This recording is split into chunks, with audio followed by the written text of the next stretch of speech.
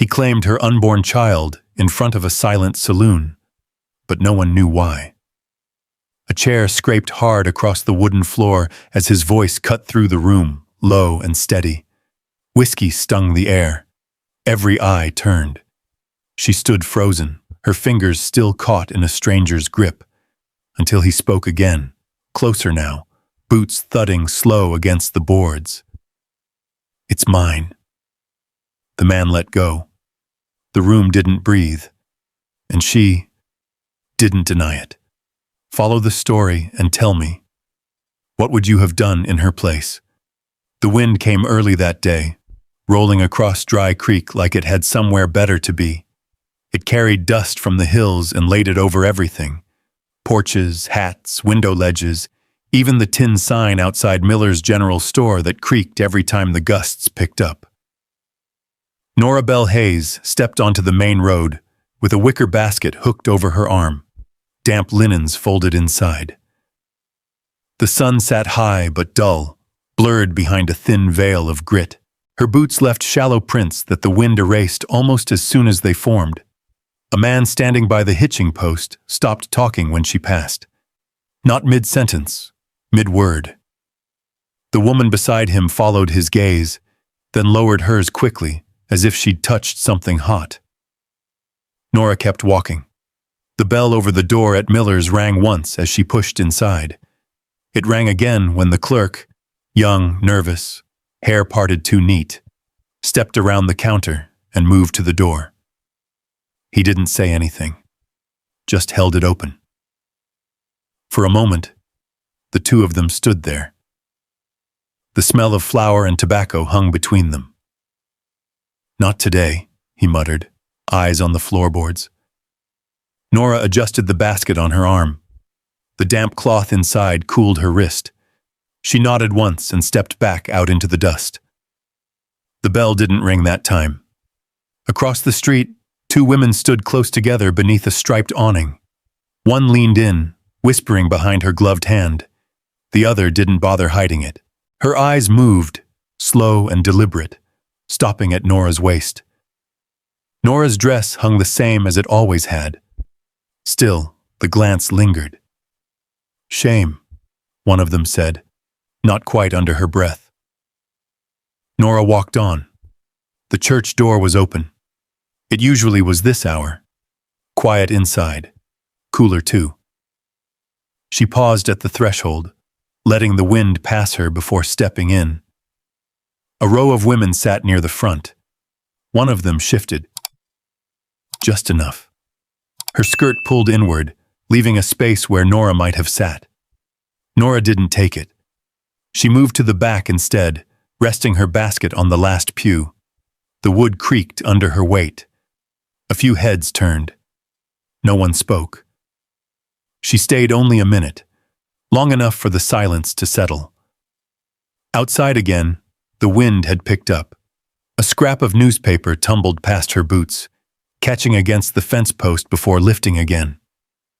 By the time she reached the iron spur, the sky had taken on that late afternoon color. Thin gold, stretched too far.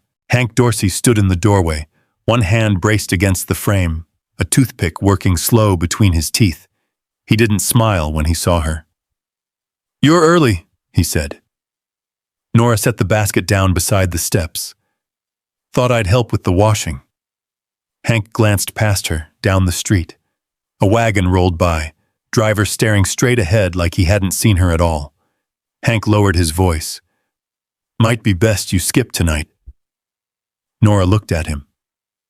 "The singing," he added, shifting his weight. "Crowd's been talkin'." From inside, a chair scraped. Laughter followed, sharp and quick. Nora wiped her hands on her skirt, though they weren't dirty. "I always sing Thursdays." Hank nodded, slow. "I know." He didn't move to let her in. A gust of wind pushed through the alley, lifting the edge of her shawl. Somewhere behind her, a man's voice rose, careless and loud. "Don't that tell you everything?" More laughter. Closer now. Nora bent, picked up her basket. The cloth inside had gone cool again, the damp seeping through. She held it a little tighter than before. Hank stepped aside at last, just enough to clear the doorway. "Suit yourself," he muttered. Inside, the room smelled of spilled whiskey and old wood. A fiddle leaned against the stage wall, strings loose. Two men at the far table fell quiet when she entered, then leaned toward each other again, whispering. Nora moved past them without looking. Behind her, the door swung shut. The wind stayed outside, but the dust had already followed her in.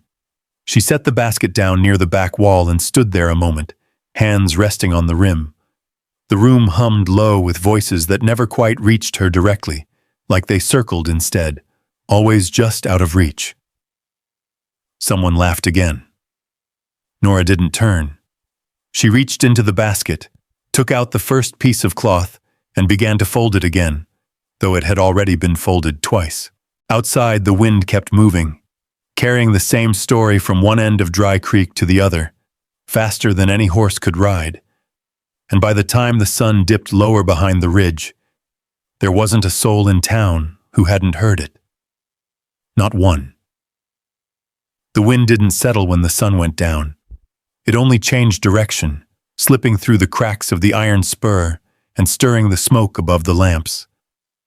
The room filled slow, men drifting in with dust on their boots, and the day still clinging to their shoulders. Nora stood near the back wall, fingers resting on the edge of her basket. The fiddle player tightened a string, then another. A chair scraped. Glass met wood. Someone laughed too loud, like they were trying to be heard over something else. Hank wiped down the bar, though it was already clean. He didn't look at her again. "Play something," a man called out. The fiddle answered, thin at first, then fuller. A tune folks knew, easy, something that didn't ask for much. Nora stepped forward when the first verse ended. Not fast, not slow, just the way she always did. The boards beneath her boots had a memory of her weight. She could feel it. The room noticed. Not all at once. One pair of eyes. Then another. She reached for the edge of the small stage and pulled herself up. The lamp beside her flickered, casting a narrow line of light across her face. She opened her mouth. "Hold on there." The voice came from the left, close. A hand caught her wrist. Not rough, not gentle either, just enough to stop her. Nora looked down. The man grinned up at her, hat tipped back, cheeks flushed from whiskey. He pulled lightly, like it was a game. "Reckon folks got questions first," he said, turning his head toward the room. "Ain't that right?" A few chuckles answered him. Someone tapped a glass. Nora didn't pull away. Not yet. "What kind?" she asked. The man stood, keeping hold of her wrist. "Kind that got to do with what you've been carrying around town." A murmur moved through the room. Low, uneasy. Nora's fingers tightened once, then went still. "Let go," she said. He didn't. "Don't see why," he replied. "Whole town's talkin'. Might as well hear it from you." The fiddle went quiet. No one asked it to. It just stopped. Hank set a glass down harder than he meant to. It rang once against the bar, then settled. "Earl," he said, not raising his voice. "That's enough." Earl didn't look at him. His eyes stayed on Nora. "Is it true?" he asked. "Or are we all just wasting good talk?" A chair shifted. Boots scraped. The room leaned in without moving closer. Nora looked at the hand on her wrist, then at the faces beyond it. Some curious, some waiting. A few already decided. She drew a breath. "I don't owe you. If she's carrying a child, it's mine." The words came from the doorway. Not loud, not forced. They didn't need to be. They cut through the room like something solid. Earl's grip loosened before he seemed to notice. Nora felt it, and pulled her hand back, slow, as if nothing had happened. Every head turned. A man stood just inside the door, dust still on his coat, hat low over his brow. The lamplight caught the edge of his jaw, the line of his shoulder. He hadn't stepped in all the way yet, like he hadn't decided if the room was worth entering. He looked straight at Nora. "Ethan Mercer," someone whispered near the bar. That moved faster than the wind had earlier. Ethan took one step forward, then another. The boards creaked under him the same way they did under anyone else, but no one spoke over it. Earl let out a short laugh. "You jokin'?" Ethan didn't answer him. He stopped a few feet from the stage, close enough that Nora could see the dust caught in the seams of his sleeve, close enough that she could hear his breath, steady, like he'd walked in from a long road and hadn't rushed the last stretch. His eyes didn't leave hers. "You don't have to stand there," he said. It wasn't a command. It wasn't soft either. It was something in between, something that didn't push. Nora stayed where she was. The room waited. Ethan lifted his hand. Not toward her. Just enough that it was there, open, between them. He didn't step closer. Didn't look at anyone else. "Come on," he said. A glass slipped somewhere in the back and hit the floor. No one bent to pick it up. Nora looked at his hand, then at his face. No. There wasn't anything in it she could name. No smile. No edge. Just waiting. She stepped down from the stage. Earl moved aside without being told. The space opened in front of her, narrow and straight. She walked it, one step at a time, the sound of her boots carrying farther than it should have. When she reached him, she didn't take his hand. She passed it. Ethan let it fall back to his side without a word. Then he turned and walked toward the door. Nora followed. Behind them, the room stayed quiet. Not the kind of quiet that ends quickly, the kind that settles in and doesn't know where to go next. The door opened. The wind came in again, colder now. They stepped out into it together. Ethan paused on the porch, long enough to pull a folded paper from his coat pocket and tuck it under a stone by the doorframe. A receipt from the freight office, paid in full. No name written on it. He adjusted his hat and looked out at the dark road. "Horse is tied up back," he said. Nora stood beside him, the dust settling on her shoes again. "You don't know me," she said. "No," he answered. "You don't know anything about what they're saying." He nodded once. "I heard enough." She watched him for a second longer. The lamp behind them flickered, throwing their shadows long across the boards. "And you still said it?" "Yes." A beat passed. Nora pulled her shawl tighter around her shoulders. The wind tugged at the edge, then let go. "Why?" she asked. Ethan didn't look at her when he answered. "Because it needed saying." He stepped off the porch. After a moment, she did the same. The road out of Dry Creek ran narrow between low scrub and broken fence posts, the kind that leaned like they'd given up holding anything in. Ethan's horse moved steady, hooves striking a rhythm that didn't hurry and didn't slow. Nora walked beside him at first. He didn't tell her to ride, didn't look back to check if she kept up. After a while, he reached down, not touching her, just holding the reins a little shorter so the horse slowed. She noticed, said nothing. When the wind picked up again, she placed one hand on the saddle horn and pulled herself up behind it without asking. He didn't turn. The ranch came into view just as the last of the light drained from the sky. Mercer Ridge stretched wide, more land than Dry Creek could see in a day. A split-rail gate stood half open. One hinge squeaked when the wind caught it. Ethan dismounted first. He tied the horse, then pushed the gate with his boot until it settled into place. Inside, the yard was swept clean. Tools leaned in their places. A bucket sat by the well with a tin dipper hooked on the rim. Nothing looked new, but everything looked used the right way. Nora stepped down on her own. A lantern burned low by the porch. Ethan lifted it, adjusted the wick, and held it just enough to light the doorway. "Room's off the kitchen," he said. "No welcome. No explanation. Just the facts." She stepped inside. The house smelled faintly of coffee grounds and wood smoke. A table stood near the window, 2 chairs, one pushed in, one not.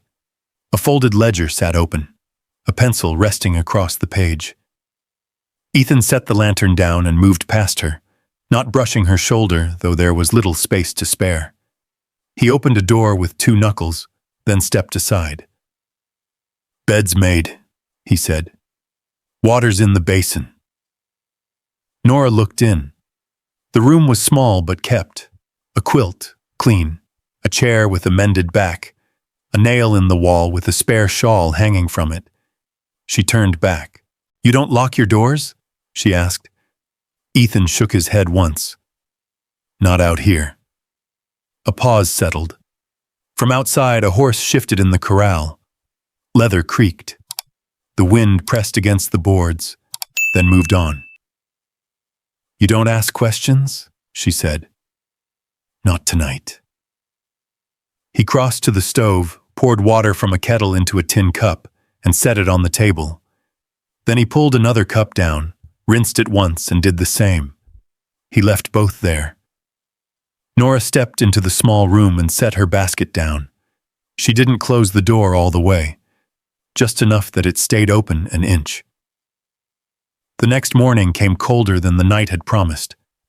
The ridge held the wind differently. It didn't rush. It stayed. Nora woke to the sound of wood being split. Clean strikes. Even spacing. She sat up, listened, then stood and pulled her shawl tight. In the kitchen, the second cup was gone. The first sat where he'd left it. A thin line of dust gathered along its rim. She stepped onto the porch. Ethan stood near the chopping block, sleeves rolled, axe lifting and falling in a rhythm that didn't waste motion. He didn't look up when she came out. Just finished the cut, set the axe aside, and stacked the split wood against the wall. There was a moment when he might have spoken. He didn't. Nora walked to the well. The rope rasped against the wood as she lowered the bucket. Cold water came up, clear enough to see the grain of the pail beneath it.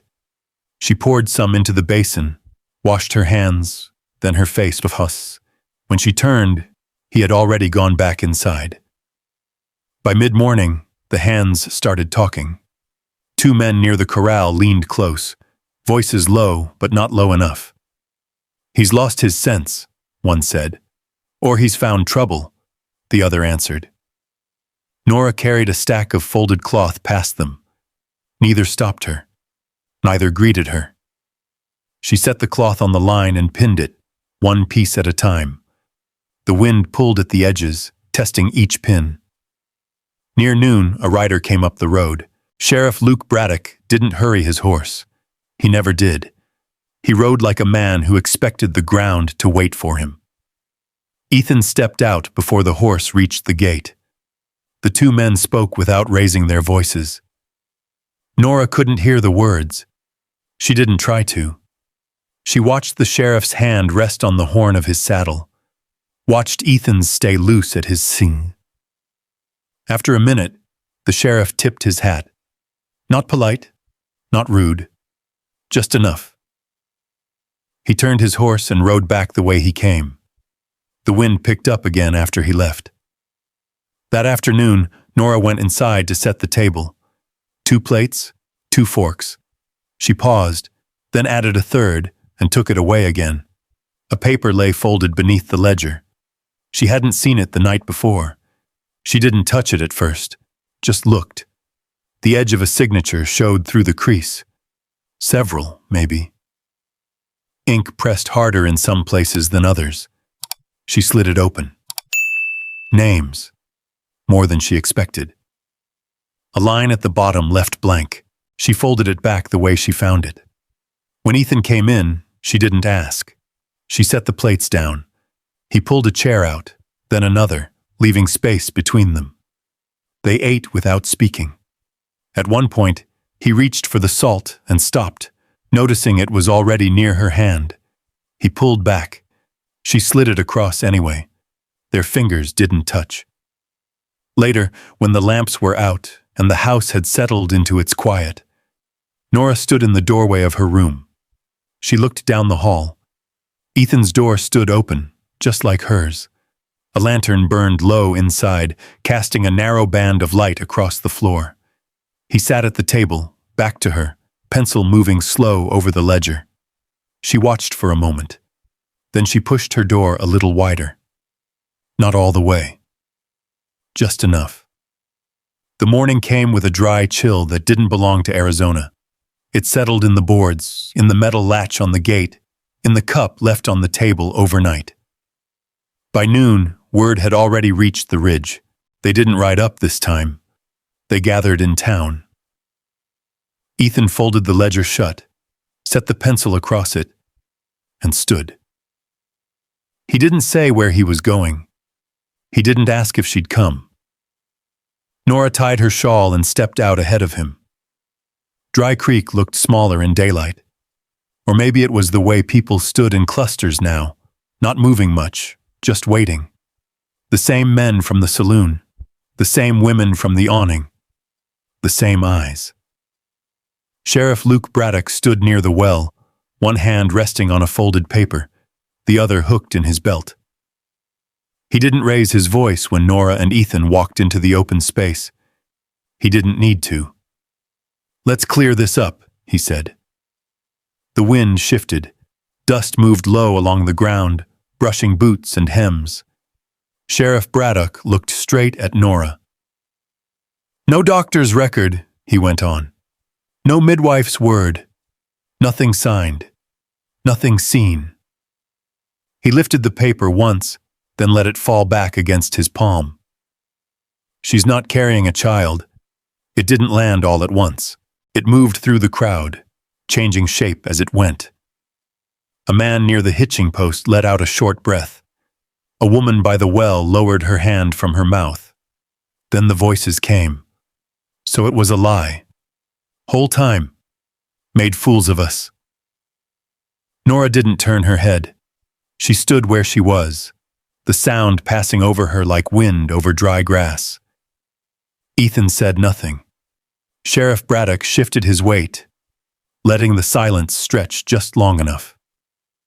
"Mr. Mercer," he said, "you made a claim in a public house. Might be time you correct it." Ethan's jaw moved once. He didn't look at the sheriff. "Nothing to correct," he said. A murmur rose, sharper this time. Nora felt it before she saw it. The turn. The same faces.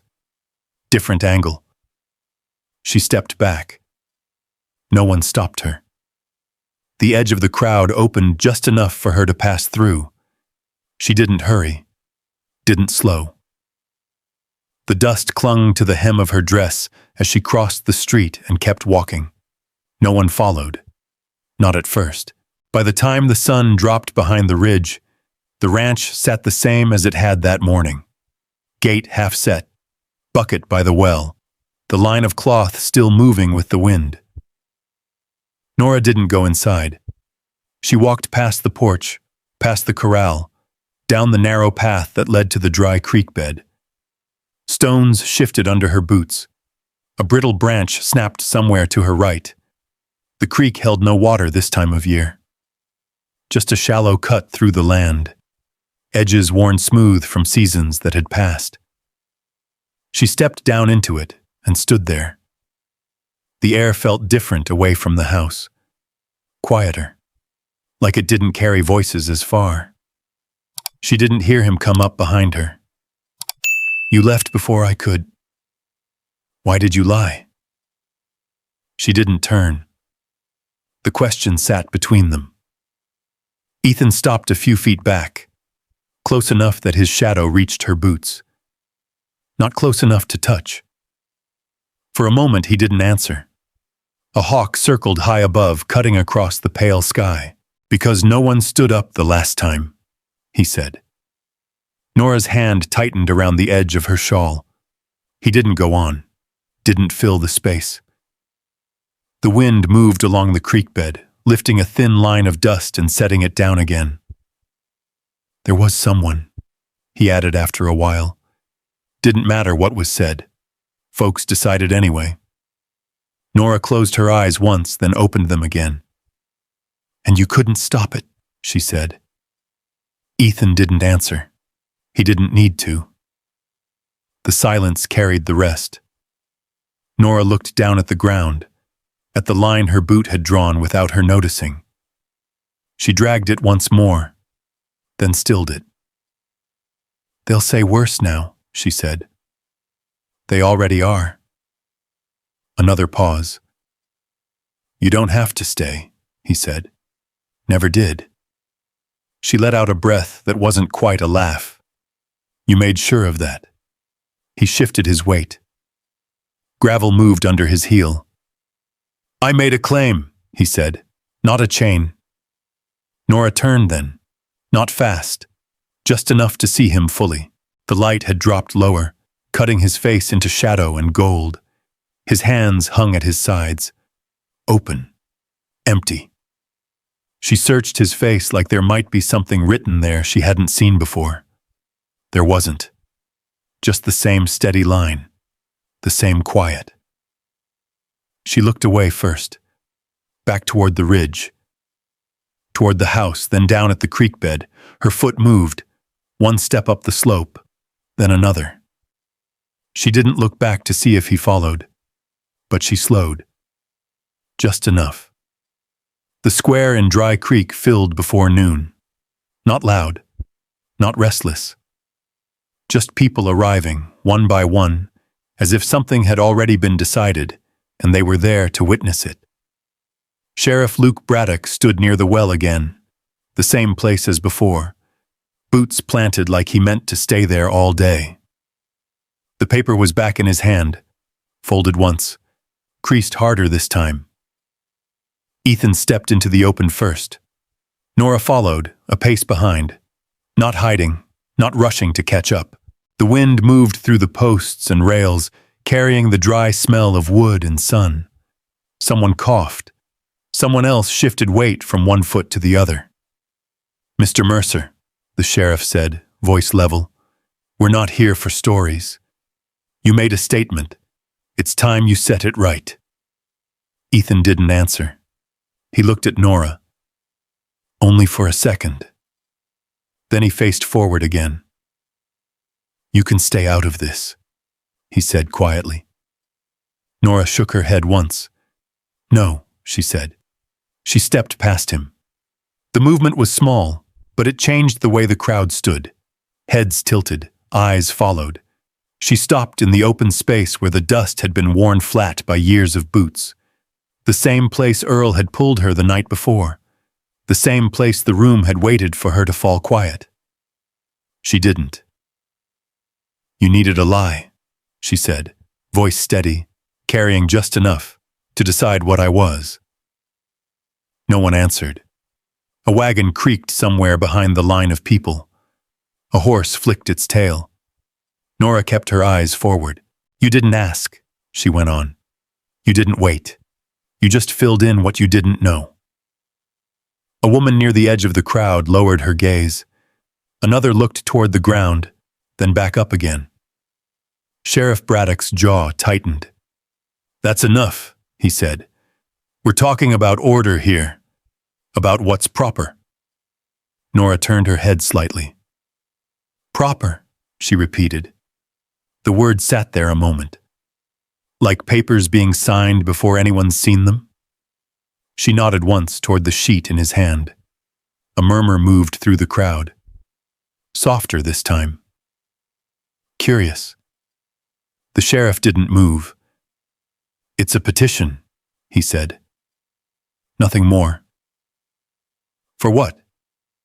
someone asked from the back. He hesitated. "Not long, but long enough." Ethan stepped forward then. Not past Nora. Just beside her. "Read it," he said. The sheriff's fingers pressed harder against the fold. "It's not for public." "Read it," Ethan repeated. The wind picked up, catching the edge of the paper. It fluttered once before the sheriff held it still. For a moment, it looked like he might refuse. Then he opened it. The crease split. Names showed first. Lines of them. Ink heavy. Some signatures pressed so hard they had bled through the page. He cleared his throat.